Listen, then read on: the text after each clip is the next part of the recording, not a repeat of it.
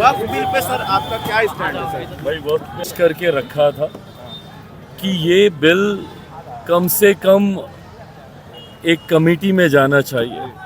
मुझे खुशी है इस बात की कि जिस तरीके से जेपीसी का गठन करके जेपीसी में इसको भेजा गया, हम लोगों की ख्वाहिश ये थी कि कम से कम हर एक स्टेक होल्डर जो इससे जुड़ा हुआ है उसको अपनी बातों को रखने का मौका मिलना चाहिए।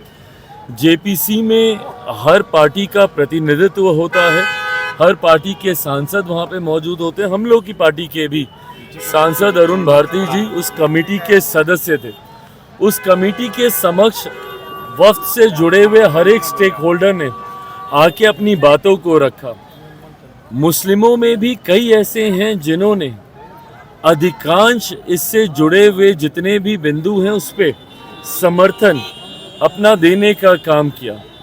हम लोगों ने शुरू से इस बात को स्पष्ट करके रखा था कि कमेटी की जो रिपोर्ट आएगी, लोक जनशक्ति पार्टी रामविलास उसका समर्थन करेगी। कमेटी ने अपनी रिपोर्ट को सबमिट कर दिया है। जिस दिन ये पार्लियामेंट में आएगा उस दिन भी इसके ऊपर संभवतः चर्चा होगी।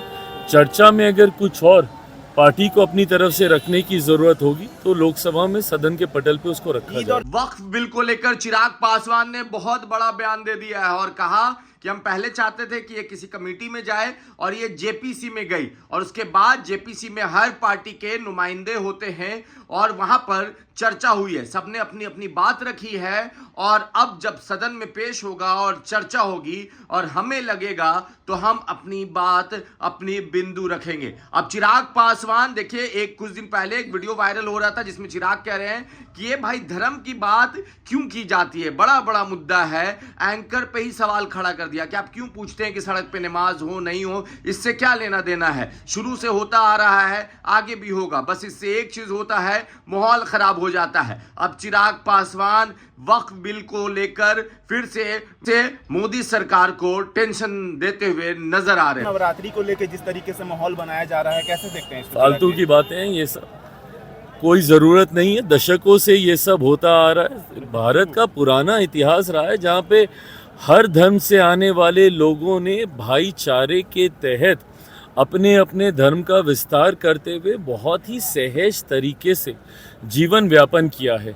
ऐसे में कौन कहाँ पे नमाज पढ़ेगा, तो नवरात्रों में दुकानें खुलेंगी बंद होंगी, ये सब फालतू की बातें हैं। कोई इस पे चर्चा की ज़रूरत नहीं है, गुंजाइश भी नहीं है। लोग अपनी राजनीतिक रोटियां सेकने की सोच की वजह से समाज में बंटवारा पैदा करने का प्रयास करते हैं, जो कि कतई उचित नहीं है। आज की तारीख में बड़े ज्वलंत विषय हैं जिसको लेकर चर्चा होनी चाहिए।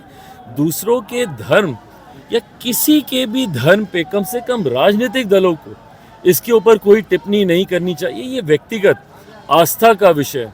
मैं मानता हूँ जिस दिन धार्मिक संगठन, भले वो किसी भी धर्म से जुड़े हों, जिस दिन धार्मिक संगठन राजनीति या राजनीतिक दलों का संरक्षण करना बंद कर दें और जिस दिन राजनेता और राजनीतिक दल धर्म के विषयों में हस्तक्षेप करना बंद कर देंगे तो कम से कम 90% समस्या वहीं पे हल हो जाएगी। समस्या तब उत्पन्न होती है जब राजनीतिक सोच के साथ इन विवादों को जन्म दिया जाता है। फालतू है ये हमला। अगर आपको याद हो तो लोकसभा में भी किया गया था।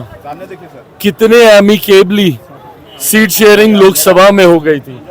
ये वो हमला है जो कि समय समय पर किया जाता है, पर जब ये लोग हमला हम पे करते हैं लोग भूल जाते हैं कि सीट शेयरिंग में मामला अगर कहीं जाकर फंसता है तो वो महागठबंधन में ही फंसता है।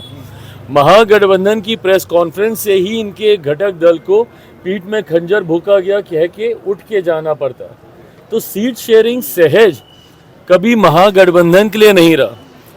अभी तो 60 सीटें कितनी बार दी थी कांग्रेस को पिछली बार, 60-70 सीटें जो भी दी थी, 70 सीटें। तो अभी तो वर्चस्व की लड़ाई वहाँ पे भी होगी, जहाँ एक तरफ कांग्रेस कतई नहीं चाहेगी कि 70 से कम सीटें हम लोग को मिले, नहीं मिलनी भी चाहिए। भाई राष्ट्रीय पार्टी है, ज़रूर उनका हक बनता है ज़्यादा सीटों पर हाँ इस बात की टीस तो है राजद को कि क्या वो वीक लिंक थे जिनकी वजह से, क्या कांग्रेस वीक लिंक बन के रहेगी जिसकी वजह से सत्ता के करीब पहुंचते पहुंचते राजद रह गई। तो ऐसे में क्या फिर से 70 सीटें इनको देनी चाहिए? तो सीट शेयरिंग मुश्किल महागठबंधन के लिए होने वाला है। एनडीए के लिए बहुत सहजता से जैसे लोकसभा में हम लोगों ने सीटों का बंटवारा कर लिया, विधानसभा में भी होगा।